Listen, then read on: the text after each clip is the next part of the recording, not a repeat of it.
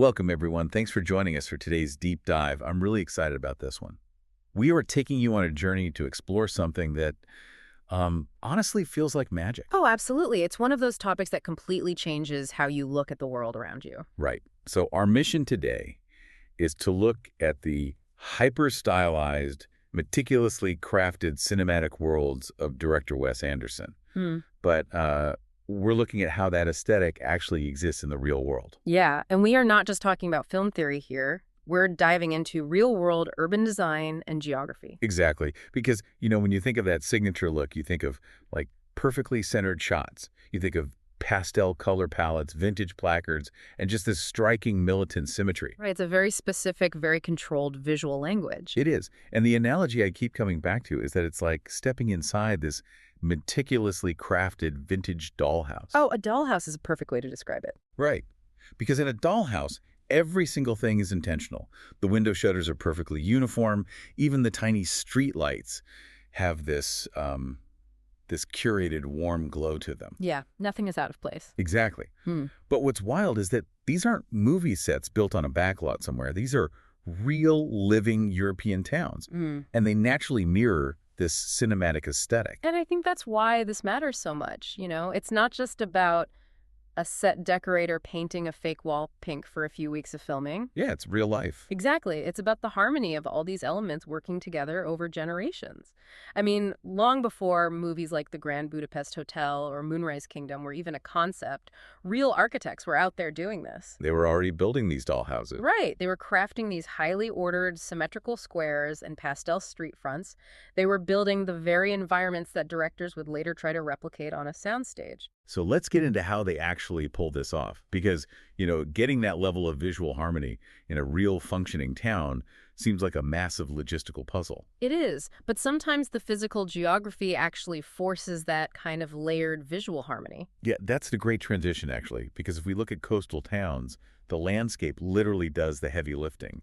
The coastal cliffs basically stack the buildings like stadium seating for a camera. Stadium seating for a camera. I love that. And it's so true because when you have a steep drop-off to the sea, the architecture just has no choice but to build upward. Right, into these visible, distinct layers. Exactly. And because of that incline, every single row of houses is perfectly on display from the water. You don't get buildings blocking each other. And the absolute best example of this is Procida, Italy. Oh, yes. Procida is incredible. So for you listening, imagine you were on a boat in the Bay of Naples looking toward this volcanic island. And rising right above the marina, you see this stack of soft pinks, yellows, and blues. It's just a wall of vibrant color. It really is. There is this specific spot called Marina Coricella, where the fishermen's homes just curve around the water in this bright, cheerful semicircle. Yeah, and there's a really fascinating logistical detail about Marina Coricella that makes it feel exactly like a closed movie set. Oh, the traffic laws. I was just going to bring that up. Go for it. It's such a wild detail. Okay, so the narrow streets down there completely ban cars. No cars allowed at all. And it actually gets more extreme for the whole island. Right, the seasonal ban. Yeah. Non-resident vehicles are completely barred from the island between April 6 and October 31. So for over half the year, if you don't live there, you cannot bring a car. Which is huge, because if you think about it from an aesthetic standpoint, the lack of modern cars is what preserves that invented reality. Because cars are just messy, visually speaking. Totally. Modern cars introduce so much visual chaos. They're all differently sized, highly reflective, painted in clashing colors. They instantly break the illusion of like a suspended era in time. Right. They ruin the vintage vibe. Exactly. So by removing the cars, Procida keeps its aesthetic pure. It's just you and the uninterrupted architecture. But, it's not just the cute pastels down by the water. If you look up, the town really balances that whimsy with something else. Yeah, you have the intense symmetry of the historic Terra Murata fortress up above. And the Abbey of San Michele Arcangelo. Exactly. Yeah. They are massive, imposing structures, and they provide this necessary visual anchor. Without that historic grandeur looming over the town, the pink and yellow harbor might just feel like a flimsy theme park. Yeah, it grounds the whole scene. It gives it weight. Right. That balance is what makes it feel so film-ready. Okay, so keeping with this idea of gravity and coastal geography, I want to take you up the Mediterranean coast to Menton, France. Menton is gorgeous. It's right tucked between the mountains and the sea. Yeah, right near the Italian border. Yeah. And the old town there has these incredible sun-washed yellows, oranges, and peach tones. The color palette definitely shifts to match the Riviera vibe. For sure. But there's a specific detail I want to point out.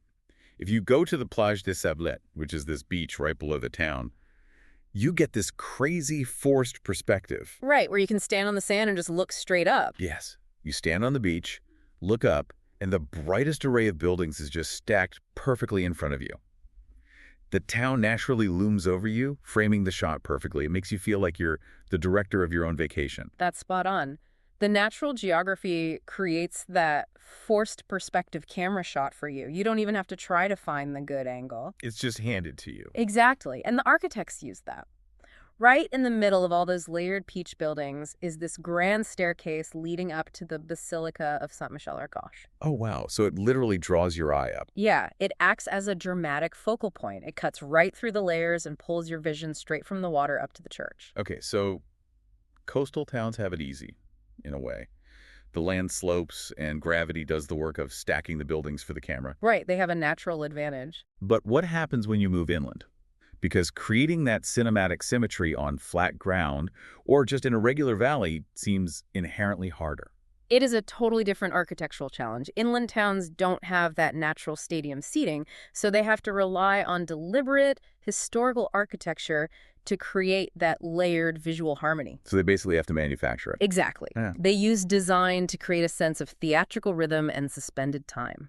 Which perfectly brings us to our next stop, Karlovy Vary in the Czech Republic. A phenomenal example. Yeah, it's this historic spa town situated in a really narrow valley along the Tepla River. And when you look at it, you see these incredibly neat layers of pastel spa houses just lining the hillsides. The colonnades there are so specific to that aesthetic. Yes, the graceful colonnades. Mhm. You've got the highly detailed mill colonnade, the area market colonnade, and of course the majestic Grand Hotel Pup looming nearby. It is highly, highly curated. Okay, but I have to push back a little here. When you describe a town where every single building is perfectly uniform and follows a strict pastel palette, it sounds a little, dystopian. Dystopia. Yeah, like a sterile theme park. Or some sci-fi movie where everything is a little too perfect. Like, why isn't a place like Karlovy Vary just deeply unsettling to walk through? That is a really fair question. But you have to think about what the town was designed to do. It's a spa town. People went there to treat their bodies with the mineral spring. Right, for physical wellness. But the architects knew that true wellness is mental too.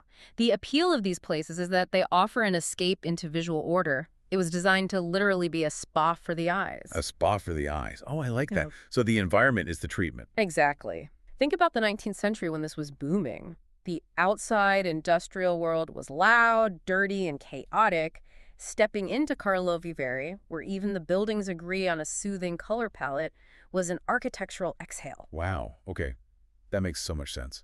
And that theatrical rhythm we mentioned, it literally paces your body. When you stroll between the springs, walking through the repeating arches of the mill colonnade, the visual repetition slows your walking speed. So it was like a visual metronome. Yes. It regulates your breathing and forces you into this leisurely cinematic tempo. That is incredible. Okay, so if Karlovy Vary slows down your pace, our next town basically stops time altogether. Yes, let's head to Germany. Right, to the eastern edge of Germany, to a town called Görlitz. This place is, well, it's known as a walkable time capsule. It really is. The preservation there is unmatched. It's wild. You can see Renaissance-era townhouses that have these ornate Baroque exteriors just layered onto them. And the decorative shop fronts, too. Yeah, and the Untermark Square with its colorful arcades and the towers of the St. Peter and Paul Church. It's just a seamless merging of eras. But how did it stay so perfectly preserved? Well, the history there is unique because Görlitz was almost entirely spared from the bombing during World War II. Which is incredibly rare for a German city.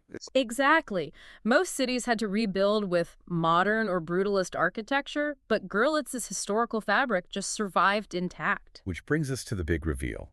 The detail I mentioned at the very top of the show. The department store. Yes. The Görlitz department store literally is the real Grand Budapest Hotel. The director just walked into this preserved, highly symmetrical building and shot his masterpiece inside it. And that is why Görlitz represents the absolute pinnacle of this Wes Anderson aesthetic. Because it's already a movie set. Right. It offers this nostalgic hint of timelessness. The visual order is so incredibly preserved that a filmmaker barely has to change anything. It's just waiting for a camera. Okay, but I see a potential flaw in this whole fantasy. Okay, what is? Look at the places we've covered. Presida is a small island where cars are banned. Menton is a serene beachside town. Karlovy Vary is a quiet spa valley. And Görlitz is a preserved historic square. They're all very controlled environments. Exactly. They are inherently quiet and controlled. So my question is, can a massive, chaotic, living city actually pull this off? Does the illusion completely shatter when you have a sprawling metropolis with millions of people? That is the ultimate test of the aesthetic. And the answer is yes. It can survive metropolis. You just have to look at Lisbon, Portugal. Oh, Lisbon. That is a massive city. It's built across 7 hills overlooking the Tagus River. It is huge, and it is busy. But Lisbon generates pure main character energy. Main character energy. I love that. It's true. It maintains this harmonious layout. Just look at the Praça do Comércio. Yeah. You have these grand symmetrical arches that anchor the city. And the colors. You've got the pastel buildings and those famous patterned tiled exteriors. Right. The tiles are iconic. And if you go up to the Mirador de Santa Catarina, you get these incredible panoramic views. Plus, you have those vivid yellow trams weaving through the streets. The trams are basically perfect kinetic focal points. They draw the eye right through the pastel background. Okay, but here is my pushback. Lisbon is a living city, right? People live their messy lives there. Definitely. So think about the historic Alfama district. You have these super narrow streets, and the balconies are just stacked with drying laundry. Yeah, laundry everywhere. Normally, laundry hanging across the street just looks like messy clutter. It feels disorganized. Why does it work in Lisbon? Why doesn't it ruin the cinematic illusion? Because of the context. If that laundry was hanging over a gray, concrete suburban street, it would be clutter. But in the Alfama district, it's hanging against those vivid tiles and warm pastel walls. So the background changes how we see it. Exactly. In that context, the laundry stops being clutter and becomes texture and movement. I like to call it visual Foley art. Wait, visual Foley art? Right. Like sound effects in a movie? Exactly like that. Foley art, the sound of footsteps or a door creaking, gives a scene life. Without it, a movie feels dead. Oh, I see. Visually, a perfectly clean, empty street in Lisbon would just look like a sterile museum. The laundry fluttering in the breeze gives the scene its soul. It makes it feel lived in. Yes. The aesthetic isn't just about sterile perfection. The charm comes from the lived-in details existing within that beautiful, intentional framework. Wow. So it's the contrast of the chaotic life happening inside the perfect dollhouse. Precisely. That's what makes it feel so magical. Well, let's recap this incredible journey for you listening at home. We started by looking at how natural coastal geography creates layered perspectives, from the car-free, colorful semicircles of Presida. Painted so fishermen could find them in the fog. Right, and the dramatic staircases of Menton. Then we moved inland to see how deliberate architecture paces us, like in the visually soothing spa town of Karlovy Vary. A spa for the eyes. Exactly. And the walkable time capsule of Görlitz, which literally gave us the Grand Budapest Hotel. And finally, we saw how a massive city like Lisbon uses textured, lived-in details like laundry and yellow trams to create a cinematic soul. And the reason we are so drawn to these places isn't just to take photos. Right, there is a deeper psychological draw. Absolutely. In an often chaotic, visually overwhelming world, there is something deeply soothing about stepping into a space where every element feels intentional and harmonious. From a warm street lamp to a uniform shutter, that visual order grounds us. Which leaves me with a final provocative thought for you to mull over. You don't necessarily need to travel to the Bay of Naples or the eastern edge of Germany to experience this. Nope, it's closer than you think. If the secret to the cinematic charm is simply the harmony of elements working together, what subtle details in your own daily environment might you be missing? Is there a repeating pattern on a brick wall during your commute? Or maybe a specific warm glow spilling out of your neighborhood bakery? What elements might already be framing your everyday routine into a cinematic moment if only you adjusted your lens to see it? Think about it. See you next time.